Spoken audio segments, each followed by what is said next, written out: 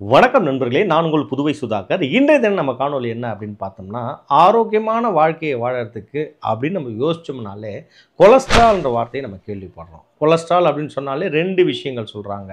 நல்ல கொலஸ்ட்ரால், கெட்ட கொலஸ்ட்ரால் அப்படின்றாங்க. ஹெச்டிஎல் அப்படின்றாங்க, எல்டிஎல் அப்படின்றாங்க. ஹெச்டிஎல்னா ஹை டென்சிட்டி லிப்பிட், எல்டிஎல்னா லோ டென்சிட்டி லிப்பிட் அப்படின்னு சொல்கிறாங்க.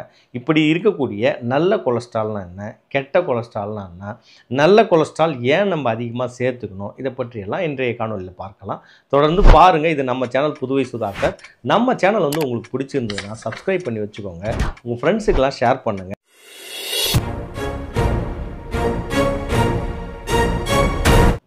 முதல் விஷயமா, இந்த கொலஸ்ட்ராலில் ஹெச்டிஎல்னா எல்டிஎல்னா ஏன் ஹெச்டிஎல்ல நல்ல கொலஸ்ட்ரால் சொல்கிறோம், எல்டிஎல்ல ஏன் கெட்ட கொலஸ்ட்ரால் சொல்கிறோம்?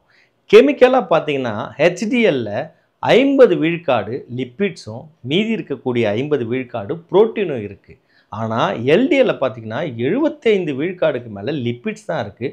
வெறும் 25 விழுக்காடு புரோட்டீன் மாலிகல்ஸ் இருக்கிறதுனால அதை கெட்ட கொலஸ்ட்ரால் அப்படின்னு சொல்கிறோம். ஹெச்டிஎல்லை பொறுத்த அளவுக்கு 50 விழுக்காடு புரோட்டீன் இருக்கிறதுனால அதை நல்ல கொலஸ்ட்ரால்னு சொல்கிறோம். அது மட்டும் இல்லாமல் இந்த ஹெச்டிஎல்ல இருக்கக்கூடிய அந்த 50 விழுக்காடு புரோட்டீன் வந்து ஒரு 5 முக்கியமான பணிகளை செய்யுது. எல்டிஎல்லையே அதிகமாக சேர விடாமல் தடுக்கிறது இந்த ஹெச்டிஎல்னு சொல்லலாம். அப்படி இருக்கக்கூடிய இந்த ஹெச்டிஎல் மிக முக்கியமாக பார்த்தோம்னா ஒரு 5 முக்கியமான விஷயத்தை நம்ம சொல்லலாம். முதல் விஷயம் என்ன அப்படின்னு பார்த்தீங்கன்னா, ஆன்டி இன்ஃப்ளமேட்டரி ஆக்ஷன்.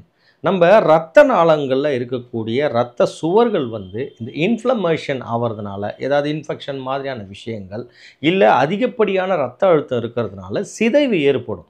அப்படி ஏற்படக்கூடிய அந்த சிதைவை தடுக்கிறது தான் இந்த ஆன்டி இன்ஃப்ளமேட்டரி ஆக்ஷன் சொல்லலாம். இப்படி தடுக்கிறதுனால தான் அத்திரோஸ்க்ளரோசிஸ்ன்னு சொல்கிறோம்ல, இரத்த நாளங்களில் ஏற்படக்கூடிய பாதிப்பை தடுக்கிறது இந்த ஹெச்டிஎல்னே சொல்லலாம். அதனால் ரொம்ப முக்கியமாக இது ஏன் தேவைப்படுதுன்னு பார்த்தீங்கன்னா, இருதய பிரச்சனை வராமல் இருக்கணும்னா இந்த அத்திரோஸ்க்ளரோசிஸ் நடக்கக்கூடாது. அப்படி நடக்காமல் தடுக்கிறதுனால தான் இந்த ஹெச்டிஎல்லை வந்து ரொம்ப பெரிதும் நம்ம பார்க்குறோம். ரெண்டாவது முக்கியமான பலன் என்ன அப்படின்னு பார்த்தோம்னா, ஆன்டி ஆக்சிடென்ட் ப்ராப்பர்ட்டி. அதாவது உடம்புல இருக்கக்கூடிய நச்சுத்தன்மை உள்ள ஃப்ரீ ரேடிக்கல்ஸ் சொல்லுவோம். இதெல்லாம் வெளியேற்றி எல்டிஎல் சொல்லக்கூடிய கெட்ட கொலஸ்ட்ராலை ஆக்சிடைஸ் ஆகாமல் தடுக்குது.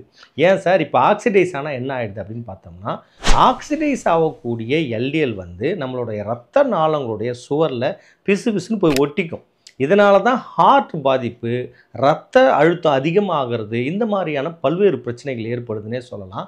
இதெல்லாம் தடுக்கிற வேலையை பார்க்கறது யாருன்னா நம்ம ஹெச்டிஎல்னு எடுத்து. மூன்றாவது முக்கியமான பணி என்ன அப்படின்னு பார்த்தோம்னா, ஆன்டி இம்யூன் சிஸ்டத்தை டெவலப் பண்ணுறது. உடம்புல ஏற்படக்கூடிய நோய் எதிர்ப்பு சக்தியை அதிகமாக்குறது. எப்படின்னு பார்த்தீங்கன்னா, நம்மளோட இரத்த நாளங்களில் சரிவர இருந்தாலே நோய் எதிர்ப்பு சக்தி அதிகமாகிடுனே சொல்லலாம். ஏன்னா முதல்ல அஃபெக்ட் ஆகிறதே இரத்த நாளங்களோட சுவர்கள் தான்.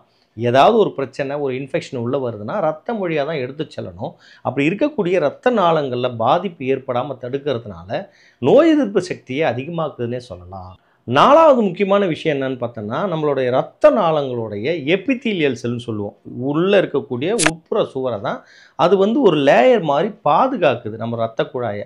இதனால் வந்து பிபி வராமல் தடுக்கிறது, இந்த மாதிரியான பல்வேறு பிரச்சனைகளை எதிர்கொள்கிறதுக்கு இந்த எபித்தீலியல் செல் ரொம்ப முக்கியமானது. அதை பாதுகாக்கிறதே இந்த ஹெச்டிஎல்னு சொல்லலாம். இந்த புரோட்டீன் வந்து ப்ராப்பராக அதிகமாக இருக்கும்போது ரத்தத்தில் அந்த சுவர்கள் பாதிப்படையாமல் தடுக்கிறதுனால இரத்த அழுத்தம், ஹார்ட் அட்டாக் இந்த மாதிரி பல்வேறு பிரச்சனைகள் வராமல் தடுக்குதுன்னே சொல்லலாம். கடைசியாக ஹெச்டிஎல் செய்யக்கூடிய முக்கியமான வேலை அப்படின்னு பார்த்தோம்னா, உடம்புல இருக்கக்கூடிய நச்சுத்தன்மை உள்ள பொருள்களை எல்லாம் லிவர் வரைக்கும் எடுத்துகிட்டு போயிட்டு அதை மறுசுழற்சி கொண்டு போயிட்டு நம்ம இரத்த நாளங்கள் வழியாக அதை வந்து வெளியேற்றக்கூடிய முக்கியமான பணியை செய்கிறது இந்த ஹெச்டிஎல்னே சொல்லலாம். இப்படி உடலில் இருக்கக்கூடிய பல்வேறு கழிவுகளை லிவர் வரைக்கும், நம்மளோட கல்லீரல் வரைக்கும் எடுத்து சென்று அதை ரிமூவ் பண்ணுறதுக்கான வேலையெல்லாம் பார்க்கறதுனால உடல் ஆரோக்கியம் அதிகரிக்குதுன்னே சொல்லலாம். எல்லாம் கரெக்டு தான் சார். இந்த ஹெச்டிஎல்லை எப்படி நம்ம அதிகரிக்கிறதுக்கு மிக முக்கியமான விஷயம் உடற்பயிற்சி. உடம்பு வந்து உழைத்தாலே அதிகப்படியான ஹெச்டிஎல் உருவாகிறதுக்கான வாய்ப்பு ஏற்படும். அது மட்டும் இல்லாமல் சப்சிடரியாக நிறைய உணவு வகைகள், ஒரு சில உணவில் ஹை டென்சிட்டி லிப்பிட் இருக்கக்கூடிய உணவுகள் இருக்குது. அதை உடம்புல சேர்த்துட்டு அது உடம்போடு போய் ஒட்டணும்னா உடற்பயிற்சி மிக மிக அவசியம்னே சொல்லலாம். இதை பற்றி அடுத்த காணொலியில் நம்ம தெளிவாக பார்க்கலாம். இந்த பதிவு கண்டிப்பாக உங்களுக்கு உதவியாக இருக்குன்ற நம்பிக்கையோடு மீண்டும் சந்திப்போம். நான் உங்கள் புதுவை சுதாகர். நன்றி, வணக்கம்.